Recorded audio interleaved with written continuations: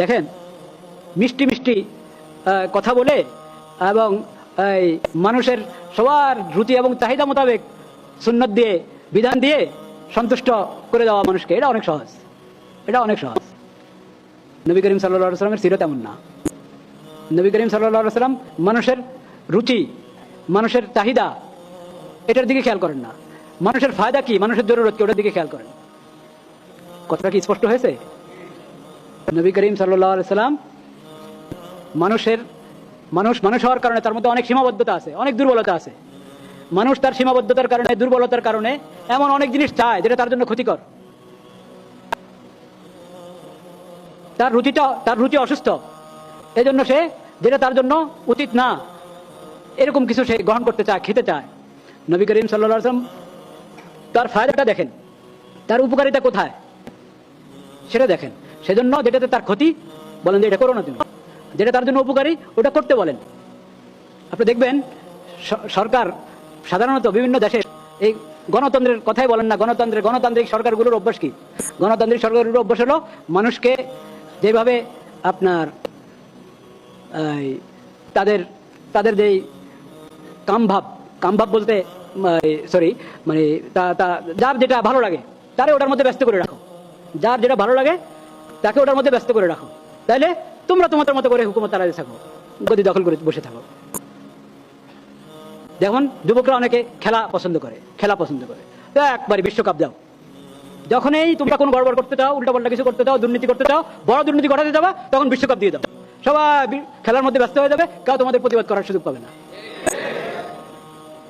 এটা হলো সরকারগুলোর তরিকা, যে মানুষকে তার চাহিদা, তার রুচি, তার কাছে যেটা ভালো লাগে ওটার মধ্যে ব্যস্ত করে দাও, এরপর তুমি যা ইচ্ছা তা করো। নবী করিম সাল্লাল্লাহু আলাইহি ওয়াসাল্লামের সিরাত এসব মানবীয় দুর্বলতা থেকে ঊর্ধ্বে, এসব কিছু থেকে পবিত্র নবী করিম সাল্লাল্লাহু আলাইহি ওয়াসাল্লামের সিরাত। এই জন্য নবী করিম সাল্লাল্লাহু আলাইহি ওয়াসাল্লাম কাউকে খুশি করার জন্য কিছু বলেননি। আল্লাহকে খুশি করতে হবে এবং তার ফায়দা কোনটা সেটা দেখতে হবে। এই জন্য তার সুন্নতের মধ্যে আপনি পাবেন যেটা যত উপকারী ওটার জন্য উদ্বুদ্ধ করেছেন, যত ক্ষতিকর ওটার জন্য নিরুৎসাহিত করেছেন। এরকম কখনো করেন নাই যে ও যখন এটা করতে চাচ্ছে করতে দাও তাকে, না, তার জন্য যদি এটা ক্ষতিকর হয় তাকে ওটা বুঝিয়েছেন, তোমার জন্য এটা ক্ষতিকর, তুমি এটা করো না। এক যুবক তো সে একবারই তার একটা হালাত হয়ে গেছে, সে নিজেকে কন্ট্রোল করতে পারে নাই, এসে সরাসরি নবী করিম সাল্লাল্লাহু আলাইহি ওয়াসাল্লামের কাছে বলে বসেছে, ইয়া রাসূলুল্লাহ, আমি জিনা করতে চাই, আমাকে অনুমতি দেন। জানে যে এটা নিষিদ্ধ, এটা খারাপ, অন্যায়। এখন পশ্চিমা পরিভাষা কি, জবরদস্তি করে যদি করা হয় তো সেটা না, ধর্ষণ হলো কি হারাম, ওটা জুলুম। দুজন রাজি, তাহলে অবিবাহিক সম্পর্ক দুজন রাজির কোনো সমস্যা নেই। আর এখন তো আরো জাতিসংঘ এখানে দপ্তর বানাইতে চাচ্ছে এই দেশে। আল্লাহ তাআলা আমাদের সরকারকে তৌফিক দান করেন, তারা যাতে এটার বিলকুল অনুমতি না দেয়।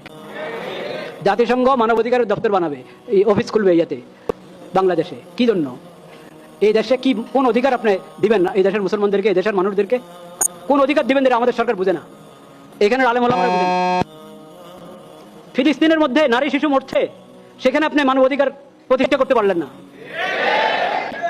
ঢাকাতে এসে এখানে অফিস করবেন মানবাধিকার করার জন্য। সেই মানবাধিকার কি জানেন কিছু? সমকামিতা, এটা প্রতিষ্ঠিত করবে এই দেশে।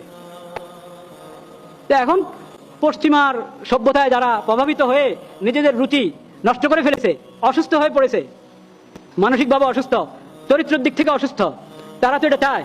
এখন তাদের চাওয়া ওটার সমর্থন করতে হবে আপনাকে। এটা নবী করিম সাল্লাল্লাহু আলাইহি ওয়াসাল্লাম সিরাত নয়, এটা শরীয়ত নয়, মনে রাখতে হবে। কোনো হারাম যদি কেউ ভালো লাগে কারো কাছে, সুদ, ঘুষ, হ্যাঁ, সুন্নতের আলোচনা করি, কিন্তু সুন্নতের আলোচনার সময় আপনি যদি বলেন মসজিদে ঢোকার সময় 5টি সুন্নত, বের হওয়ার সময় 5টি সুন্নত, ঘরে ঢোকার এই সুন্নত, ঘর থেকে বের হওয়ার এই সুন্নত, কেউ আপত্তি করবে না। করবে? যেই বলবেন যে নবী করিম সাল্লাল্লাহু আলাইহি ওয়াসাল্লামের আদর্শের মধ্যে একবারে ফরজ পর্যায়ের বিষয় হলো যে তোমরা সুদ থেকে দূরে থাকো, সুদ নেওয়া, সুদ দেওয়া থেকে কি থাকো, দূরে থাকো। এই ওয়াজ যদি কোনো খতিব করে, ঢাকাতে খতিব এই ওয়াজ করার কারণে, সুদের বিরুদ্ধে ওয়াজ করার কারণে তার ইমামতি খেতাবতি চলে গেছে। নবী করিম সাল্লাল্লাহু আলাইহি ওয়াসাল্লাম সিরাত এবং সুন্নাত আমরা চাই, কিন্তু পূর্ণাঙ্গ না।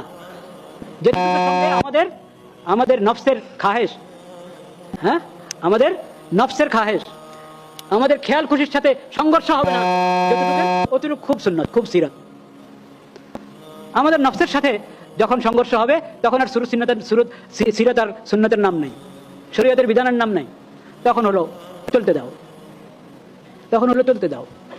সিরতের অসম্পূর্ণ অধ্যয়ন এবং সিরতের অসম্পূর্ণ মূল্যায়ন, সিরতের অসম্পূর্ণ গ্রহণ করা নিজের মধ্যে, এটা অন্যায়, এটা অন্যায়। ইয়া আইয়ুহাল্লাযীনা আমানু দুখুলু ফিস সিলমি কাফা।